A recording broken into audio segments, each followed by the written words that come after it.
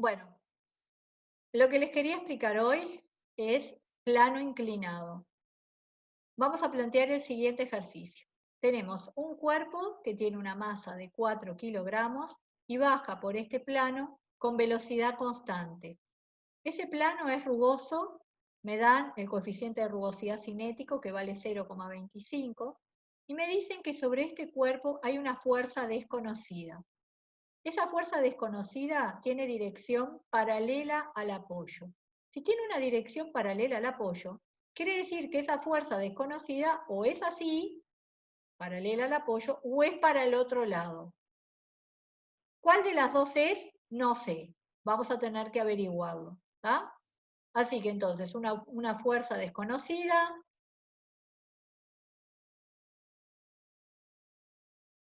que tenemos que calcular.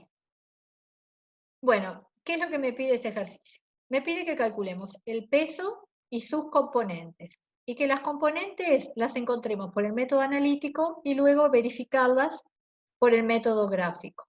También me pide que calcule la fuerza normal, la fuerza de rozamiento y esa fuerza desconocida que lo único que sabemos es que su dirección es paralela al apoyo. ¿Tá?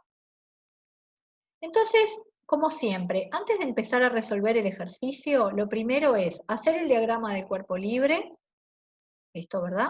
Y preguntarnos quién ejerce cada una de las fuerzas, es decir, por qué estoy dibujando esas fuerzas y por qué las estoy dibujando así, con esa dirección y con ese sentido. O sea, la representación de fuerzas acá está hecho, si bien con una regla, ningún vector tiene longitud de nada porque no calculé nada todavía, ¿verdad? O sea, no hay nada dibujado a escala. Entonces, ¿qué fuerzas aparecen sobre un cuerpo que se está moviendo sobre un plano inclinado? Bueno, por estar apoyado en el plano inclinado, tenemos la fuerza normal, fuerza ejercida por el apoyo. Esa fuerza es perpendicular al plano, o sea, perpendicular a él. Cuidado que muchas veces ustedes se confunden y dibujan la normal así, la dibujan vertical hacia arriba, y eso está mal. Recuerden, fuerza normal es perpendicular al apoyo, forma 90 grados con el apoyo. ¿Qué otras fuerzas tenemos? Y bueno, tenemos la fuerza peso, ejercida por la tracción de la Tierra.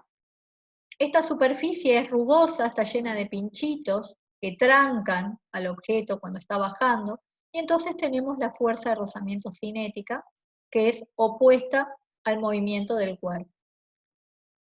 Bien, ¿y la fuerza desconocida dónde va? Bueno, ya se las dibujé antes. La fuerza desconocida viene para acá, a favor del movimiento, porque este cuerpo está bajando, o en contra del movimiento, y va como la fuerza de rozamiento.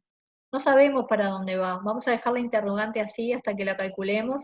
Recién en la última parte vamos a razonar para dónde voy a dibujar esa fuerza. ¿Ah? Bien, otra pregunta que me voy a hacer siempre. ¿La normal y el peso son fuerzas iguales, son opuestas en este caso?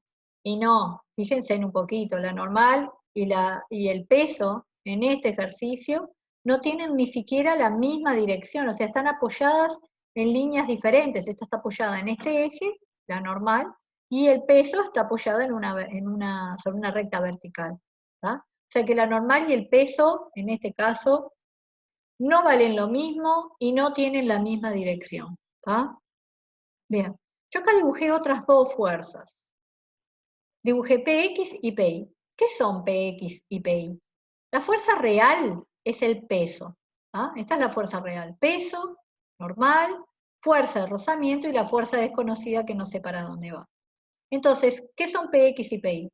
Bueno, Px y Py son las componentes del peso. Es decir, voy a dividir al peso y me voy a fijar qué parte del peso quiere llevar el cuerpo hacia abajo y qué parte del peso lo comprime contra el apoyo. La fuerza real es el peso y yo la divido matemáticamente en dos, en Px y Py.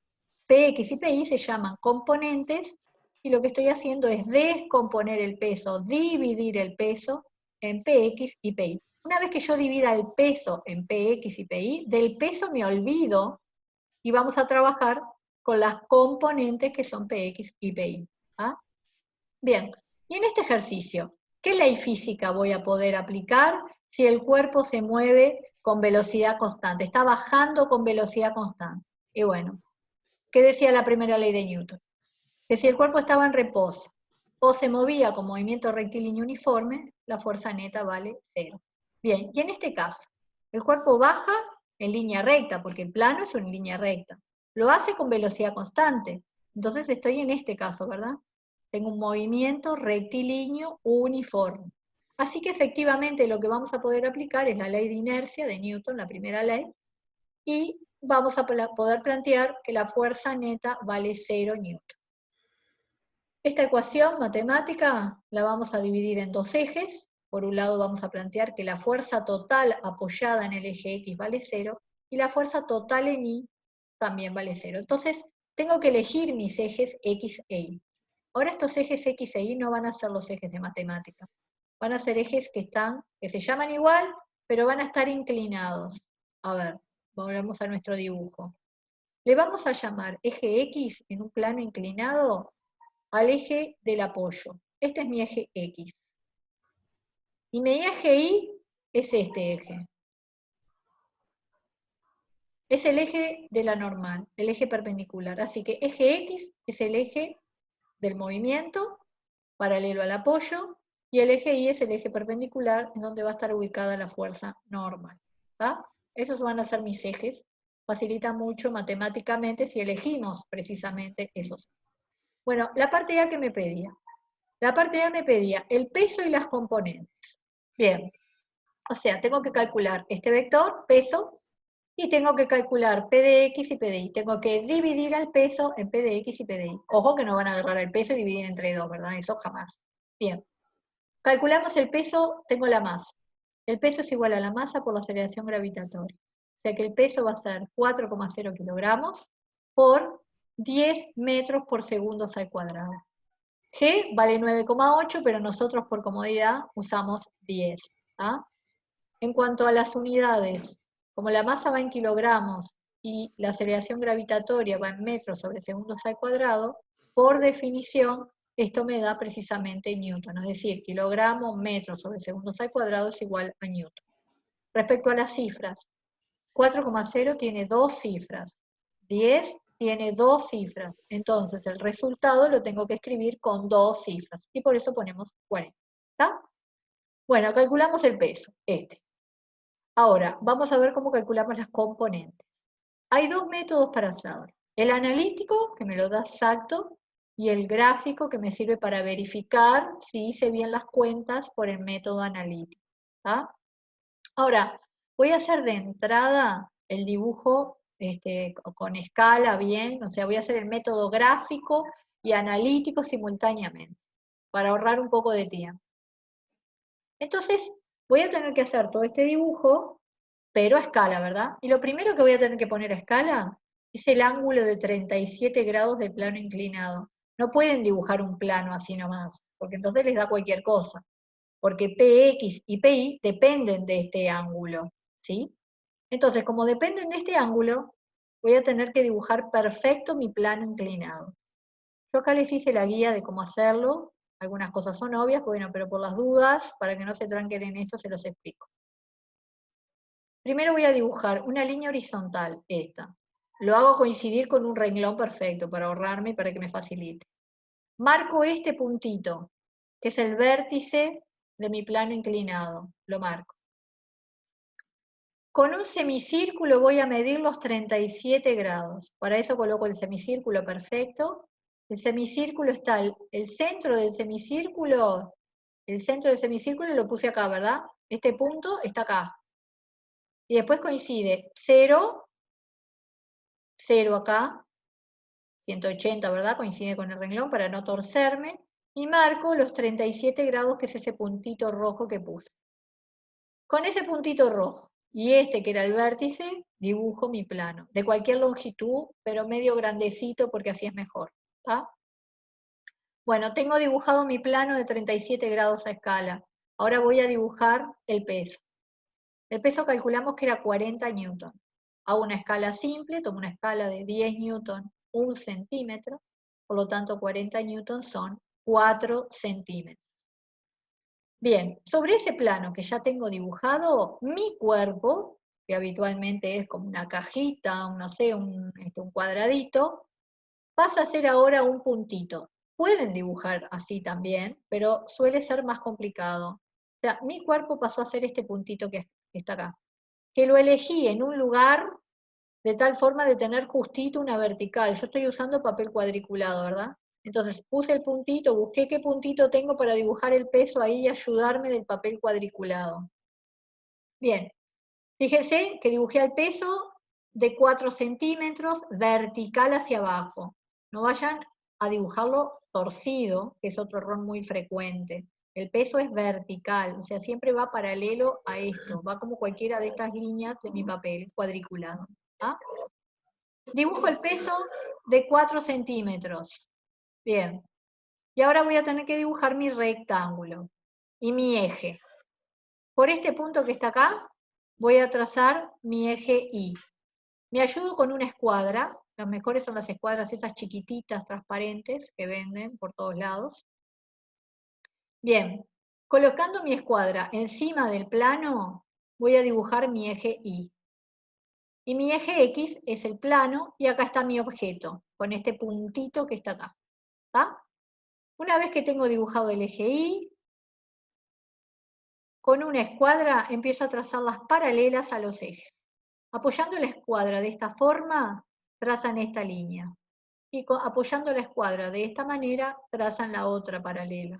¿Ah? No es la única forma de apoyar las escuadras, solo les muestro una. Ustedes utilicen la escuadra o semicírculo para que les queden bien formados los ángulos rectos.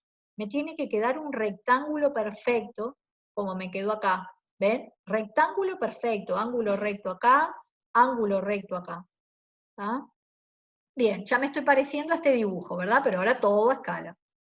Entonces, ¿qué pasa? Yo les había dicho que este ángulo, el del plano inclinado, siempre era igual al ángulo que formaba el peso con el eje Y. O sea, el peso y P sub I tienen el mismo ángulo que el plano inclinado. Eso se da siempre. Pero bueno, para verificar que todo hice bien, que mi dibujo está bien, agarro un semicírculo, como una cosa extra, agarro mi semicírculo, lo apoyo en ese eje Y que tracé, pongo el 0 coincidiendo con ese eje, el 180 coincidiendo con el eje, el centro de semicírculo en mi puntito donde estaba el objeto, y verifico que este ángulo que aparece ahí sea de 37 grados. Bueno, si ustedes lo leen ahí, está chiquitito, pero se lee, este ángulo vale igualito que este, o sea, 37 grados.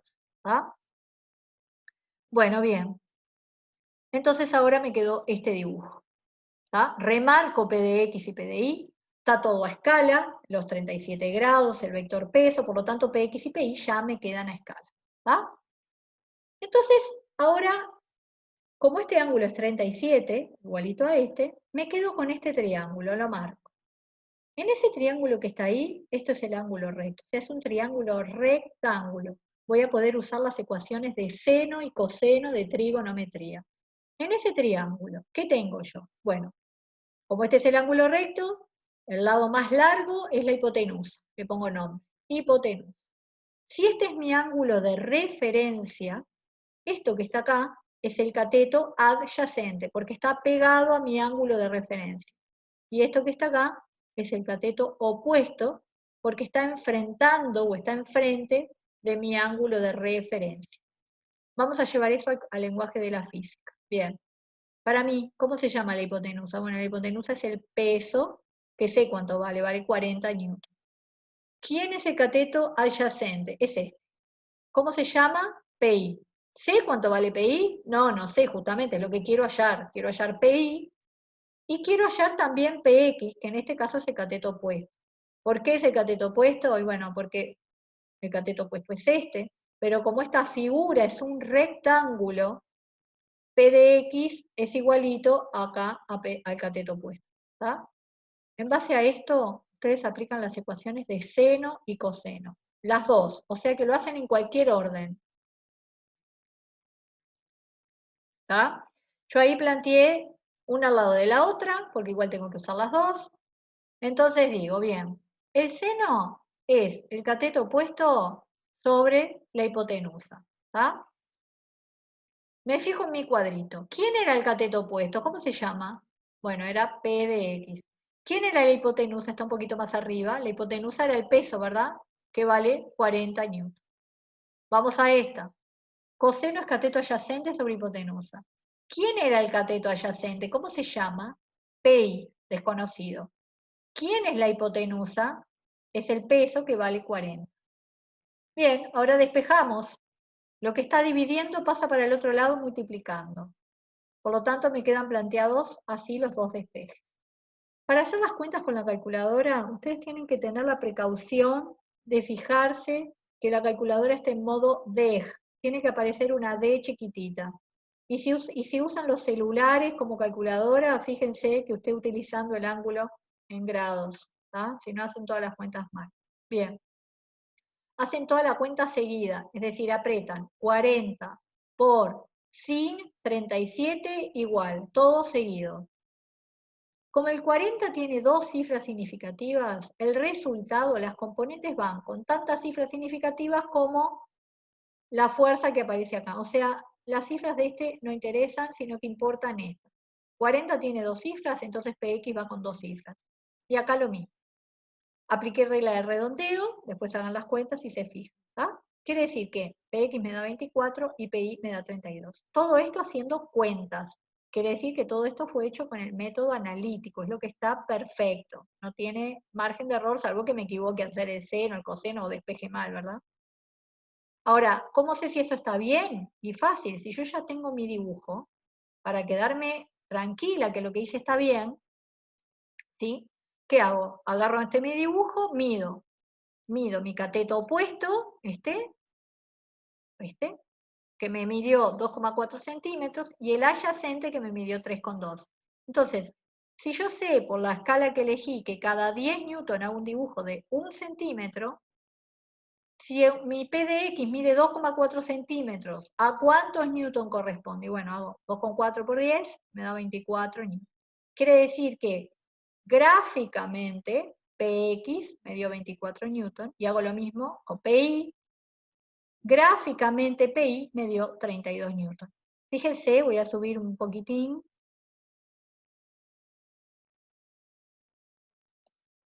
Que me dio exactamente lo mismo. Px 24, Px 24, Pi 32 y Pi 32. O sea que quedó verificado con el método gráfico que estos valores son los correctos, no me equivoqué en nada y mi dibujo viene perfecto. ¿Está? Bueno, esa era la primera parte. Calcular el peso y sus componentes. Ahora vamos a seguir con el ejercicio. Acuerden que el ejercicio me pedía hallar la normal, hallar la fuerza de rozamiento y hallar esa fuerza desconocida que todavía no puedo decir para qué lado va. ¿Tá? Muy bien, sigamos por la normal. Volví a hacer mi dibujo y me sigue quedando el interrogante de la fuerza. ¿Qué calculé hasta ahora? Calculé el peso, pero del peso me olvido.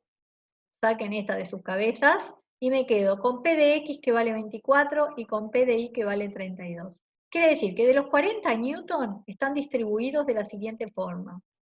24 newton me ayudan a llevar el cuerpo hacia abajo, deslizarlo por el plano inclinado. Y 32 newton me comprimen al cuerpo contra mi plano inclinado. ¿Ah? Bien, me olvido de esta. La dividí en Px y Pi, así que esta no está mal. Y entonces ahora digo lo siguiente. Por la primera ley de Newton, sabíamos que la fuerza total en I vale 0 newton. Es decir, este cuerpo se está trasladando en este eje. En el eje Y no va ni saltando ni hundiéndose, no está picando. Entonces, si quiero verificar esta ecuación, lo que se tiene que cumplir es que la normal y P de I sean fuerzas opuestas. Es decir, deben de tener el mismo módulo, pero sentidos opuestos. Y eso lo planteo así. El módulo de la normal es igual al módulo de PI, y como yo ya sé cuánto vale PI, que es 32, con eso logré encontrar el valor de la normal. ¿tá? O sea, para sacar la normal, siempre ustedes se fijan todas las fuerzas apoyadas en este eje I. ¿tá? Acuérdense que ahora mi eje I es este. Y en el eje Y solamente tengo la normal y PI. Se tienen que anular entre ellas, se están contrarrestando. Bien, así que ahora ya sé, ¿Cuánto vale Px? ¿Cuánto vale Pi? Sé cuánto vale la normal. Vamos a calcular ahora la fuerza de rozamiento. Una vez que yo calculé la normal, es fácil calcular la fuerza de rozamiento. ¿Por qué? Y bueno, porque yo sé que la fuerza de rozamiento se calcula como coeficiente de rugosidad cinético por la fuerza normal. Recuerden que esta es la letra griega mu, que tiene una patita más larga, yo acá le hice como una U, porque no la encontré, pero póngale una patita más larga a alguna de las dos para dibujar bien la letra griega mu. ¿Está? Yo les puse acá la letra que me decía cuánto valía el coeficiente de rugosidad. Valía 0,25. Es un número adimensional, o sea, no tiene unidades. Por lo tanto, planteamos, fuerza de rozamiento es coeficiente de rugosidad por fuerza normal. La normal la calculé recién, sustituyo. Ojo que acá la calculadora me da 8, pero yo tengo que venir y agregarle 8,0. ¿Por qué el 8,0? Bueno, ¿cuántas cifras significativas tiene 0,25? Tiene 2. Recuerden que ceros a la izquierda no son significativos. ¿Cuántas cifras significativas tiene 32? Tiene 2. Bueno, entonces si este tiene 2 y este tiene 2, mi resultado va con 2. No puedo escribir 8 nada más. Tengo que escribir 8,0. ¿Y la unidad por qué Newton? Y bueno, porque estoy multiplicando Newton por algo que no tiene unidades, me da Newton. O sea, estoy haciendo también el análisis dimensional. Bien. La fuerza desconocida. Ahora voy a la fuerza desconocida. ¿Cómo la voy a calcular? Bueno, un poquito vamos a ver lo que calculamos hasta ahora y a razonar cuánto vale esa fuerza desconocida. Bien, ¿qué calculé hasta ahora? Que la normal vale 32 y que PI vale 32, iguales. Del peso me olvido, vuelvo a insistir, porque la dividí en PX y PI. ¿Qué otra cosa averigüé? Que PX vale 24 y que la fuerza de rozamiento vale 8,0. Y este que está acá es mi cuerpo. Si este cuerpo está bajando con velocidad constante, ¿qué quiere decir eso? Quiere decir que la fuerza total en el eje X vale 0. Bien, ¿cómo hago eso? Tengo 24 hacia abajo, 8,0 hacia arriba. Me faltan Newton para este lado, ¿verdad? Para compensar estos 24 Newton. Entonces, ¿qué hago? Bueno, sé que la fuerza esa, desconocida, va a tener que ser en contra del movimiento, o sea, va a ser como la fuerza de rozamiento. ¿Tá? Imagínense, por ejemplo, acá un soporte y una cuerda, una persona que está bajando el objeto con velocidad constante y lo está como sosteniendo con una cuerda. Esa podría ser la situación, ¿verdad? Bien. Ahora, ¿cuánto vale ese? Ya averiguamos para dónde va. ¿Cuánto vale esa fuerza? Bueno, planteamos la primera ley, pero ahora en el eje X. Como la fuerza total en X vale 0, me fijo qué fuerzas tengo en este eje X. Tengo Px, tengo fuerza de rozamiento y tengo la fuerza desconocida. Bueno, ¿qué se tiene que cumplir? Que Px, que es la fuerza que va a favor del movimiento, está siendo contrarrestada por la suma de estas dos que van para el mismo lado, o sea, la suma de la fuerza desconocida y la fuerza de rozamiento. En esta ecuación la única fuerza que no conocemos es F. La despejo, acá hay un más, lo paso restando. Entonces me queda 24 newton menos 8 newton, me da la fuerza F, que es 16 newton. ¿Tá? Bueno, bien, ahí terminamos con el ejercicio. Les quiero mostrar una cosa, a ver si puedo. Denme un minuto. Ahí está. Les puse acá, se lo subí también a la plataforma, un simulador. ¿Sí? Con este simulador yo puedo cambiar el ángulo, miren por favor esto. Puedo cambiar el ángulo de inclinación del plano y puedo cambiar el valor de la fuerza peso. Vamos a dejar un valor fijo, vamos a poner 145 newton el valor peso. ¿Tá? Entonces, con un valor de peso de 145 y un ángulo de plano inclinado de 27 grados, o sea, 27 grados es este ángulo, y acá también aparecen los 27 grados, es el que forma el peso con el eje Y, ¿tá? Bien. Tengo estos valores de P de X y P de Y. ¿Tá? El simulador no respeta las cifras significativas, ¿ven? Hace las cuentas y pone, porque acá me pone 4, acá me pone 3, o sea, simplemente tomen los valores ahí y ustedes lo tienen que arreglar, ¿ah? O sea, con este simulador, ustedes pueden verificar cualquiera de los ejercicios que les puse yo, ¿no? Muevan acá y sepan. Lo que quiero ver ahora es qué pasa. Si yo aumento el ángulo, pero dejo fijo el peso, ¿qué pasa con PX y PY? A ver, este cuerpo, si yo voy aumentando el ángulo, ¿cuál de estos dos va a ir aumentando? ¿El verde o el azul? A ver qué pasa. Aumento el ángulo. Y bueno, es lógico.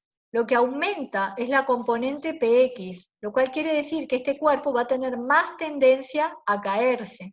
¿Tá? Por eso si yo tengo un cuaderno arriba de la mesa, ¿no? Y acá está quietito, capaz que el cuaderno, y a alguien se le ocurre levantar la tabla, estoy subiendo el valor de PX, y al subir el valor de PX, al aumentar PX, el cuaderno tiene más tendencia a deslizarse por ese plano, por la tabla, ¿verdad?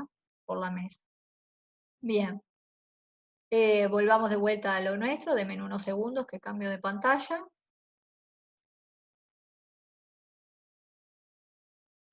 Todo esto que estamos estudiando es el tema que se llama estática. ¿Tá? Entonces, yo muchas veces menciono que el cuerpo está en equilibrio. ¿Qué quiere decir que un cuerpo está en equilibrio? Bueno, un cuerpo está en equilibrio cuando la fuerza neta es 0. Ahora, cuidado, que no solamente los cuerpos que están en reposo están en equilibrio, ¿sí? También un cuerpo que se esté moviendo con movimiento rectilíneo y uniforme está en equilibrio, porque la fuerza neta vale 0. ¿Ah? Hasta ahora todos nuestros cuerpos le damos la chance de trasladarse, pero nunca hablamos de lo que puede pasar también, que es la rotación. Si yo tengo una mesa, por ejemplo, en la mesa mía del escritorio de la clase, y alguien sin querer se lleva por delante de la mesa, algo que pasa habitualmente, esa mesa, más que trasladarse, gira, ¿verdad? Si ustedes chocan con la mesa en una punta o patean una de las patas de la mesa, esa mesa rota, además de trasladarse. ¿Tá? Nosotros por ahora solo estamos trabajando con esto, con equilibrio traslacional, o sea, le estamos dando la chance a los objetos que se trasladen, pero no que roten. Esto lo vamos a ver un poco más adelante. ¿Tá? Bien, entonces existen dos tipos de equilibrio, el de la traslación y el de la rotación. ¿Tá? Pero siempre lo que se cumple es que la fuerza neta vale 0. Como nosotros estamos estudiando la traslación, vamos a enfocarnos acá. A su vez, se le pone nombres. Cuando el cuerpo está quieto, se le llama equilibrio traslacional estático, cuerpo quieto. Y cuando el cuerpo está moviéndose con movimiento rectilíneo uniforme, se le llama equilibrio traslacional dinámico, en donde el movimiento que tenemos es el rectilíneo uniforme. ¿Tá? Por otro lado, cuando tenemos una rotación, bueno, la condición de que la fuerza neta sea 0 se cumple siempre, y cuando un cuerpo queremos que no rote o que rote con una velocidad angular constante, lo que vamos a plantear es que la suma de los momentos vale 0. Esto lo dieron ustedes el año pasado, es torque, y también lo vamos a dar este año un poco más adelante. ¿Tá? No lo dimos nosotros, profe. Ah, bueno, no importa, después se los voy a explicar yo de 0, así que no se preocupen. A su vez, todo esto son un poco los nombres que aparecen en los libros que yo te los quería mencionar. ¿Ah? Cuando el equilibrio es estático, o sea, tengo un equilibrio traslacional estático, o sea, un cuerpo quieto, ¿sí? Hay tres posibilidades. Que el equilibrio sea estable, inestable o indiferente. Se los explico brevemente. Equilibrio estable, acá están las tres situaciones y yo se los redacté un poco. Equilibrio estable es cuando si yo lo saco de mi equilibrio, solo el objeto vuelve nuevamente al equilibrio. ¿Tá? O sea, si yo lo paso para este lado, el cuerpito va a ser así, así, así, pero vuelve a esta posición. Inestable es que si yo lo saco de acá arriba, el cuerpo no va a volver al equilibrio. Indiferente es cuando le da lo mismo. Pero a mí lo que me interesa es este. A ver, yo acá les puse algunos ejemplos. Fíjense este caso, ¿sí? Tengo una piedrita arriba de la otra. El cuerpo Todas las piedras en su conjunto forman un cuerpo y están con velocidad cero, o sea, la fuerza por la primera ley de Newton tiene que valer cero, está en equilibrio. Esto es un sistema en equilibrio, perfecto. Pasa una persona, un despistado, pum, le da una patada, todas las piedras se caen. ¿Qué tipo de equilibrio sería? ¿Es un equilibrio estable? ¿Va a volver solita a ponerse una piedra arriba de la otra? No. Inestable. Es exactamente, es un equilibrio inestable. Es esta situación. Y ahora voy al semáforo, que es el que nosotros vamos a estudiar, ¿tá? La clase que viene. Es de las situaciones más complicadas. Supónganse que tengo un semáforo colgando de cuerdas. Existen en Montevideo algunos. ¿Qué es lo que pasa si hay un viento terrible? Esto se empieza a mover, se mueve para un lado, para el otro. Pero cuando para el viento, ¿qué pasa? ¿Tiene que venir alguna persona a acomodar todo? Salvo que haya sido un huracán, pero si no, esto vuelve solito al equilibrio, ¿verdad? Esto está en reposo. Es un Es equilibrio estable. entonces que va a ser estable, ¿verdad? Bueno, denme un segundo.